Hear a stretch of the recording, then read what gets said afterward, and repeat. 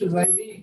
Mr. Mohamed Zaidi Abdul Karim, he heads the Postal Courier and E-commerce Services Division in MCMC, that is Malaysian Communications and Multimedia Commission. They are regulators for digital signature ecosystem as well. Mr. Zaidi has more than 20 years of experience in various policy development and regulations in the communications. He has also played significant role in digital signature sectors in terms of licensing, governance, regulatory and compliance of certification authorities, and development of digital signature area. He is graduated from the Polytechnic University of New York and attended the Senior Management Development Program organized by Harvard Business School, Al of Malaysia. Over to you, Mr. Zaidi. Thank you for joining. Oh, thank you, sir, for your kind introductions. I have only a few slides. As compared to our friend from India, I have 3 slides. Perhaps I can share a bit about our experience. I think maybe I should say a bit of background about Malaysia trust ecosystem. I think in Malaysia, we have enacted the Digital Signature Act in 1997. I think quite early, when our Prime Minister at that time introduced the policy of what we call it cyber laws and multimedia super corridor in Cyberjaya at that time. And you know, in 1997, internet was still primitive, yet we have a Digital Signature Act at that time, and we established digital signature regulation in 1998, and we have our first certification authority sometime in 1999, if I'm not mistaken, the first certification authority. At that time, yes, in 1999, yeah, the use of digital signature is still at infancy as compared to what we have now. We have 4 certification authority now in Malaysia, licensed by MCMC. And we have seen a lot of, if we can call, paperless transaction, in particular driven by governments. If I can say, the e-filing for our tax system in Malaysia is the one that we call a breakthrough for us in year 19, I think before year 2000, if not mistaken. And a lot of things has evolved around tax system at that time, and the biggest one, if I can recall, is the use of roaming certificate, or what we call it now. What do you call it now? The soft certificate, whatever you call it. That make the logistical part of certificates reduce a lot, and people have been happy to use e-filing in Malaysia, and now it become a de facto. If you don't have e-filing, you can't file tax. In other words, I think that's drive Malaysia usage of digital certificate and digital signature in Malaysia. And after that, we started to see a lot of use case from other government department, in particular on the usage of digital certificates. Recently, in last year, you know, when we already have the infrastructure for trust ecosystem, such as public key infrastructure, as you hear from me. But the biggest, we know, the challenge is on the use case as well as adoption. And the biggest adoptions, we all know, is government. And in Malaysia last year, the government of Malaysia has announced a new blueprint for digital economy, what we call it My Digital. Under My Digital, there are 2 important drivers as well, in addition to the infrastructure for telecommunication, 5G, whatnot, is national digital ID, as well as end-to-end use of digital signature in almost all government transaction. I think that is the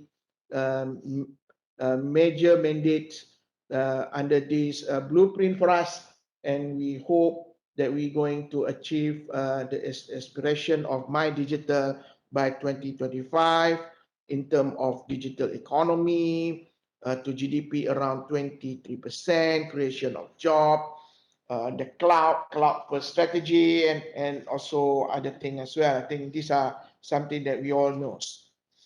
The next slide is about, I think this in addition to what I have shared earlier on the e-filing for tax system in Malaysia. The government of Malaysia, in particular federal government, I think like India also, we have state government as well, is it? So for at least for the federal government, we already have what we call it government public key infrastructure that leverage on the 4 Cs in Malaysia. I think it works well, and under my GPKI, government is going to deploy all PKI services or paperless services through a single body or single government authority, which we call it the Mampu, or the what we call it the government's ICT or modernizations department under the Prime Minister's department. I think that has been set up and worked quite well in Malaysia. My last slide is perhaps I can share with you, as I said, we are now going to the state level, promote paperless as well. When we went to the state level, we have about 14 states in Malaysia. When we went to these states and we talked to the states ICT, states other state department, I think these paperless are quite acceptable by many.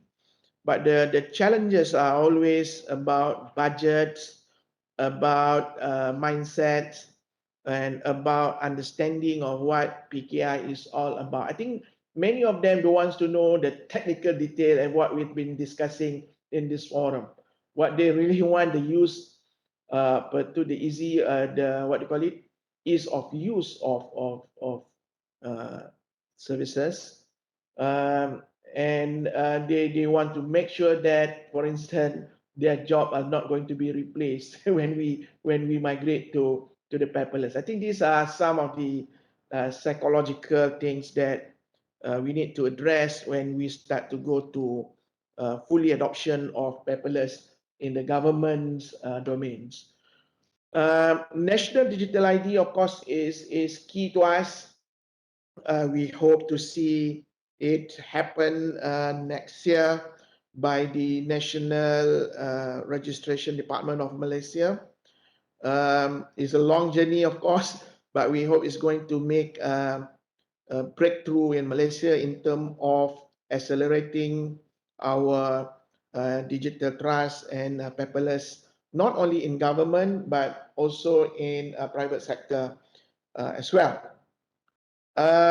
We have been talking about the example of cross-border like e-passport. I think Malaysia also, the members of the e-passport, I think there's quite an interesting model being adopted by hundreds of countries in the world, and it seems that it works well.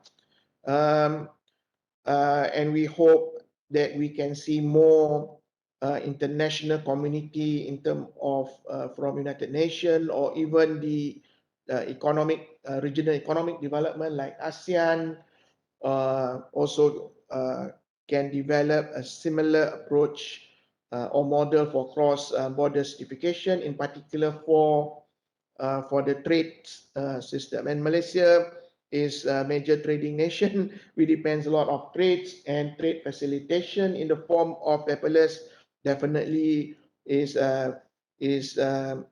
on top of our agenda as well. I don't have any more. I think that's only my sharing today. Hope it benefits all of you, and looking forward to hear the presentation from other countries, and in particular from India. Your experience is something that we are all envy of. How you able to transform India in terms of digital transformation is something that we all wants to emulate and learn as best as we can and adopt it in Malaysia.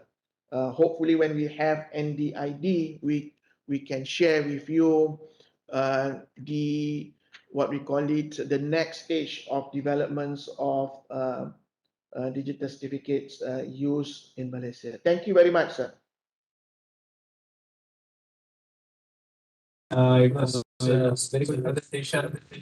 I think in a very crisp way, you covered the entire ecosystem. We could understand the implementation in various use cases, and you are also licensed for CAs who are operating in the country. Uh, I will just leave it open to audience if there is like one or two questions to him. Mr. Zaidi, any questions? Yes, we have a question from Mr. Prashant. Good afternoon, Mr. Zaidi. Could you throw some light on how many digital certificates have been issued in Lao? Yes. How many CAs are allowed in Malaysia? You're How saying? many certificates have been issued? We How many already CAs put together? have 4 CAs in Malaysia, licensed CAs. We have 4. So your question is number of certificate or number of CAs? Number of certificates, number of users. Yes. Or number of certificate is in I think more than 10 million. I think we have accumulated about 10 millions plus certificates in Malaysia. It's much smaller in India, definitely. But still, it's a big number for Asian country. That's still a big one. Any other question, Ravi?